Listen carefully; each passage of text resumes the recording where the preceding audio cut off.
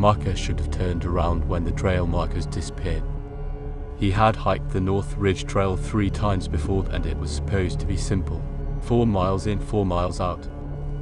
A narrow path through pine trees, one creek crossing, then a lookout point where people took pictures of the valley. But that afternoon fog rolled in faster than the weather app predicted. At first it looked harmless, just a thin grey layer between the trees. Then the wind stopped, the birds went quiet, and every tree started looking exactly the same.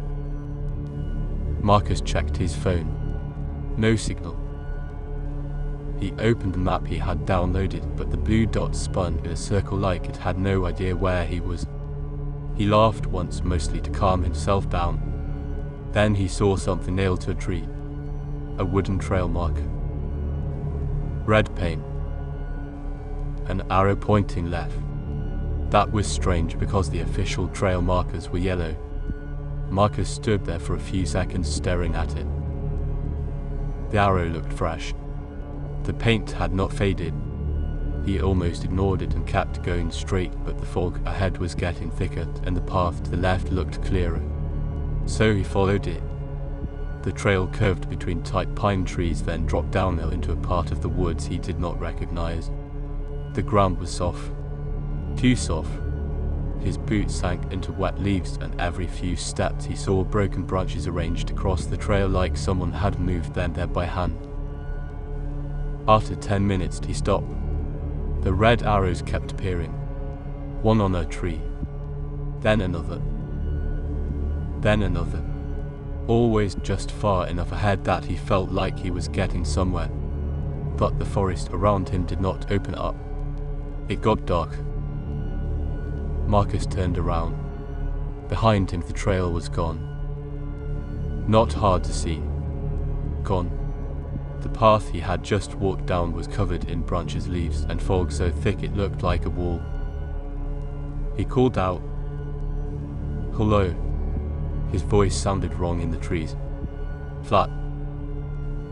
Like the wood swallowed it before it could echo. Then something answered. Not a voice. A knock. 3 sharp knocks from somewhere ahead. Knock. Knock. Knock. Marcus froze. A few seconds later he heard it again. Farther away this time. Knock. Knock. Knock. He told himself it was a woodpecker.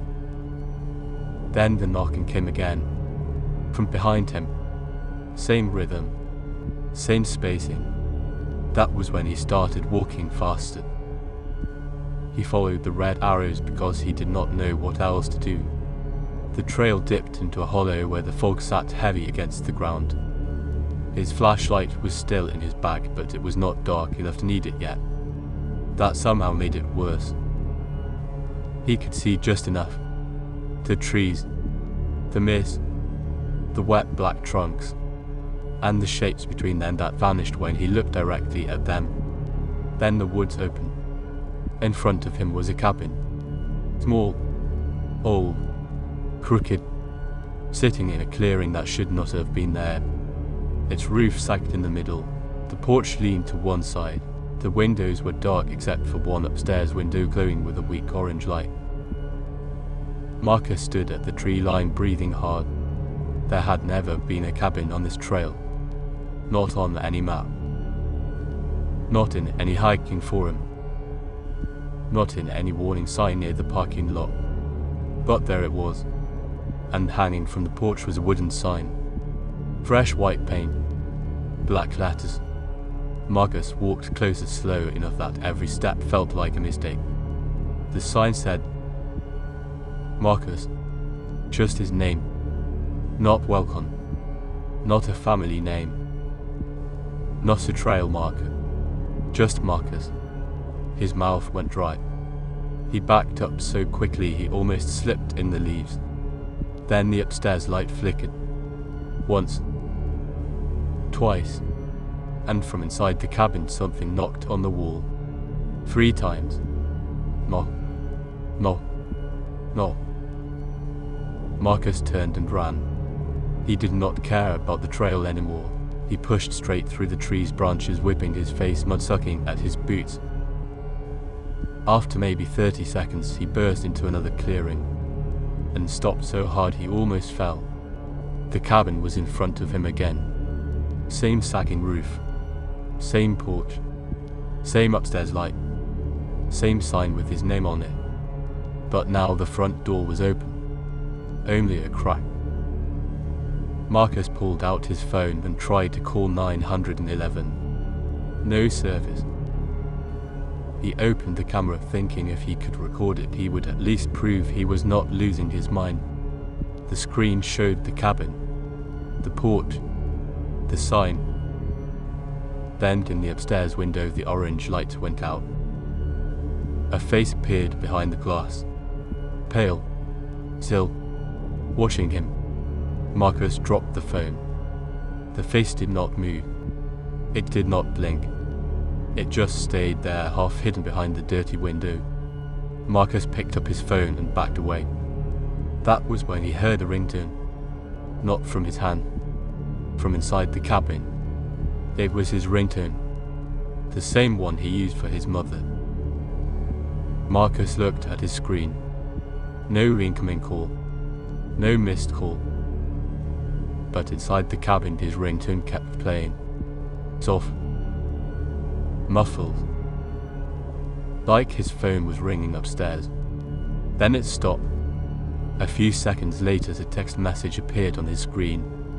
A known number. It said, "You left it inside." Marcus felt his stomach twist. He was still holding his phone. He looked down at it, then up at the cabin. The front door opened another inch. A voice from inside whispered, "Come get it." He ran again. This time he forced himself to keep the cabin behind him. He picked one direction and followed the slope downhill, because every hike and new downhill eventually led to water, and water could lead to roads. But the woods did not behave right. The ground slanted one way, then another. The trees seemed to bend inward. Red arrows appeared on trunks he was sure he had passed already. Then he found a backpack hanging from a branch. Blue. Torn at the bottom. Covered in mud. Marcus had seen that backpack before. It belonged to a girl from the missing hiker poster at the trailhead. A college student named Riley who vanished 2 months earlier while hiking alone. The search teams found her car. They found one of her shoes.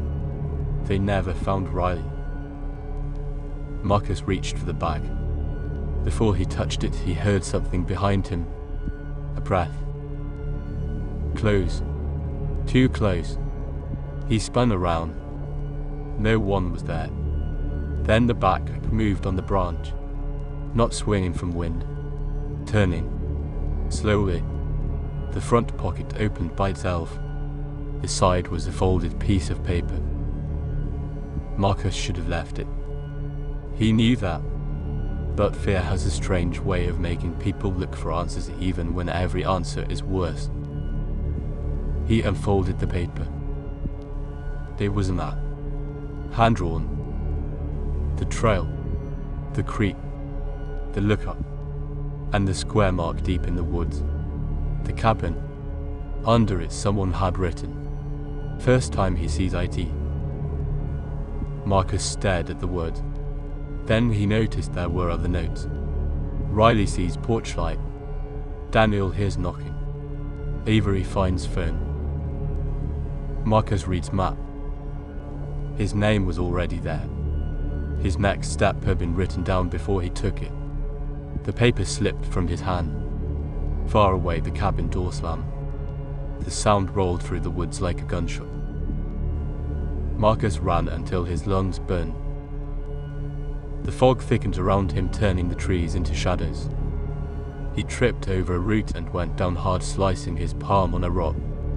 When he lifted his head, he saw something ahead. A road. A real gravel road cutting through the woods. Relief hit him so hard he almost cried. He stumbled toward it, waving his arms even though no cars were there. Then he saw the warning sign on the other side. North Ridge Trail parking. He had made it back. Somehow he had made it back to the start. His car was still there, alone in the lot, covered in mist. Marcus ran to it, unlocked the door, and climbed inside. His hands were shaking so badly he dropped the keys twice before getting them into the ignition. The engine started. He almost laughed. And something knocked on the trunk. 3 times. Knock. Knock. Knock. Marcus froze with his hand on the gearshift. The parking lot was empty. The rear view mirror showed only fog and trees. Then the trunk knocked again. 3 times. He put the car in reverse and backed out, hard tires spinning on wet gravel. He did not check the trunk. He did not stop at the trail sign. He drove down the access road as fast as he could without sliding into the ditch. Halfway to the main road, his phone buzzed. 1 new video. No sender.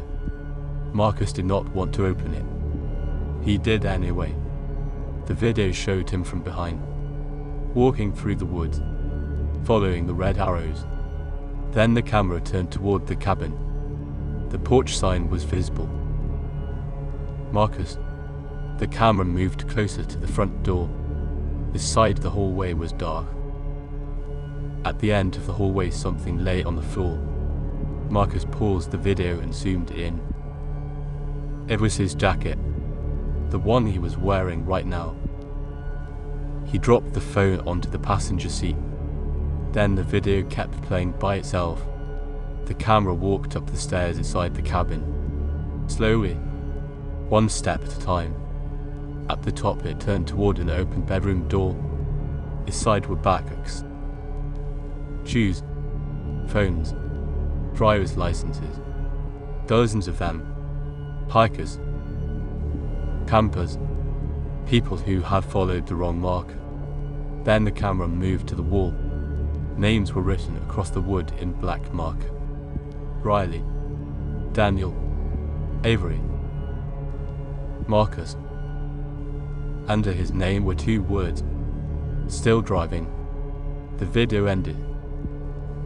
Marcus slammed the brakes in the middle of the road. His headlights lit the trees ahead. For 1 second everything was still. Then his trunk opened. Not all the way. Just enough for the dashboard warning light to come on. Marcus stared at the glowing symbol. Trunk open. Behind him something shifted. Heavy. Slow. Inside the trunk. He did not get out. He did not check. He put the car back in drive and kept going. A mile later he reached a gas station on the main road and pulled in sideways across 2 parking spaces. He ran inside, bleeding, muddy and barely able to speak. The clerk called police. When deputies opened his trunk, they found nothing alive. But they did find 3 things. Wet leaves, a strip of white painted wood, and a black marker. On the inside of the trunk lid, written in fresh ink, were the same words from the video. Still driving. Search teams went back to North Ridge the next morning. The official trail markers were yellow. There were no red arrows. No cabin. No clearing. No porch sign. But they did find Marcus's blood on a rock half a mile from the trail. And near that rock, hanging from a branch, they found the blue backpack that belonged to Riley. Inside was no map. No note. Just 1 photograph. It showed Marcus standing at the edge of the clearing, staring at the cabin. Taken from behind him. On the back someone had written, "He came when called." Marcus never hiked alone again. He stopped going into the woods completely. But sometimes late at night his phone still plays the ringtone he heard in that cabin. Even when the sound is off. Even when the phone is powered down. And every time it happens, the new unknown message appears after it. Not a threat. Not a location. Just 3 words. Come get it. So if you were lost in the woods and found a cabin with your name hanging on the porch, would you go inside? or run before it learns where you live.